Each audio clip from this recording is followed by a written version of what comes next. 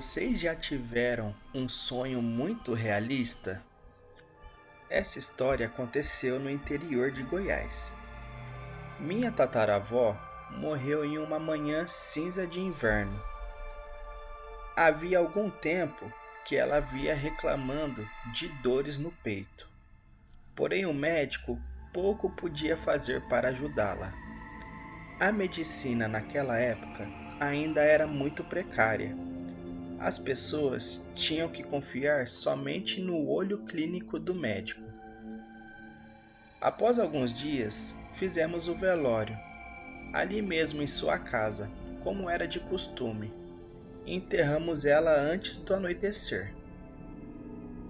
Meu tataravô desolado voltou para sua casa. A morte havia levado sua parceira de muitos anos, e agora ele seria um solitário, já que os filhos já eram adultos, casados e cada um já tinha sua própria vida. Já era de noite quando ele estava sozinho na cozinha, iluminada somente por um lampião e algumas velas acesas na mesa de jantar. Tentando fazer algo para comer no fogão a lenha, quando de repente ele escutou minha tataravó chorando em seu quarto e chamando pelo seu nome. Era um choro misturado com gemidos de medo, e quando ela chamava pelo seu nome, ela gritava: "Emiro, me ajude!" E o choro só ia aumentando. Ele ficou petrificado no lugar por alguns minutos, até que criou coragem. Pegou o lampião e foi andando bem devagar até o seu quarto, em direção aos gemidos. À medida que ele ia se aproximando do quarto, o choro diminuía, e quando ele chegou na porta, o choro parou completamente. Ele iluminou o quarto vazio e se assustou ao ver a cama que estava bagunçada. Porém, ele tinha certeza de que antes de sair, ele havia arrumado, pois antes de ir no enterro, ele arrumou a cama. Quando ele virou de costas para voltar à cozinha, o choro começou novamente. Então, ele colocou a mão com um lampião para dentro do quarto, mas pouco pôde ver, pois a luz era muito fraca para iluminar todo o ambiente.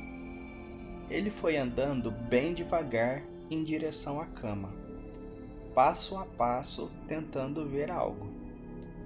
A primeira coisa que ele viu foram as pernas da minha tataravó. Estavam cinzas e se contorcendo na cama. Meu tataravô teve vontade de iluminar o resto do corpo, porém o medo falou muito mais alto, e ele saiu correndo em direção à cozinha. E a voz, chorosa e gemendo, que dizia "Emiro, me ajuda", foi silenciando até se calar.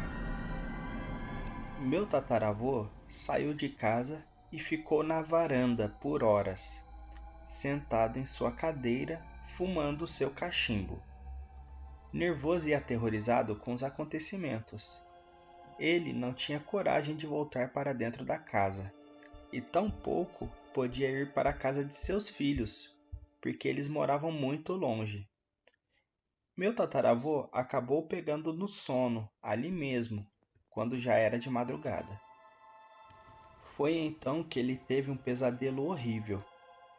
Minha tataravó estava viva dentro do caixão, arranhando a tampa tentando cavar uma saída, enquanto suas unhas se desprendiam da sua carne, e a sua boca buscava oxigênio, que ali já não existia mais. Pouco a pouco, ela foi perdendo suas forças até que seus olhos se arregalaram e seu corpo deixou de buscar oxigênio. Meu tataravô acordou na varanda sufocando, como se ele mesmo estivesse dentro do caixão. Desesperado, ele rolava no chão em busca de ar, que aos poucos foi voltando. Quando ele estava mais calmo, e controlado, decidiu até ir à casa de um de seus filhos para contar sobre o ocorrido. Foi até a casa do meu tio-avô, Ramiro, que o acalmou, dizendo que era somente sonho e que ele estava impressionado por causa de sua recente perda. Não satisfeito, ele foi até o delegado da cidade e pediu a exumação do corpo, que lhe foi automaticamente negada, por não haver nenhuma razão convincente, além de uma visão ou pesadelo que ninguém acreditava.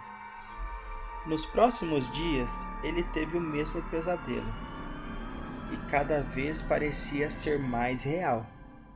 E todos os dias ele voltava à delegacia para pedir a exumação do corpo, que lhe foi negada até o dia em que, chorando de desespero na frente do delegado, o mesmo concedeu o pedido.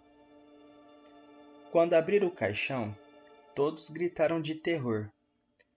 Tudo estava como meu tataravô realmente descreveu e havia sonhado. A tampa do caixão estava arranhada. Minha tataravó sem as unhas, com a boca e os olhos escancarados. O impacto foi tão grande que meu tataravô perdeu o fôlego e não estava conseguindo respirar. Todos pensaram que era porque ele descobriu que o pesadelo foi real. Porém, ele estava realmente sendo sufocado por alguma coisa que só ele estava vendo. Após ele receber uma manobra de ressuscitação para voltar a respirar, ele falou para todos que minha tataravó estava sufocando ele e que ela disse que ele teria o mesmo fim que ela, pois ele ignorou os avisos dela. As pessoas em volta pensaram que ele estava apenas impactado com a situação e não acreditaram. Porém, poucos dias depois, meu tataravô morreu no quarto dele, sufocado pelo próprio vômito. Se foi ela que causou essa morte ou não, ninguém sabe. Essa é a minha história. Acredite se quiser. Bom, galera, essa foi mais uma história. Se vocês gostaram, deixe seu like e se inscreva no canal. Envie para os seus amigos para estar nos ajudando. Caso queira enviar sua história, o link está na descrição. Nos envie um e-mail. Até mais!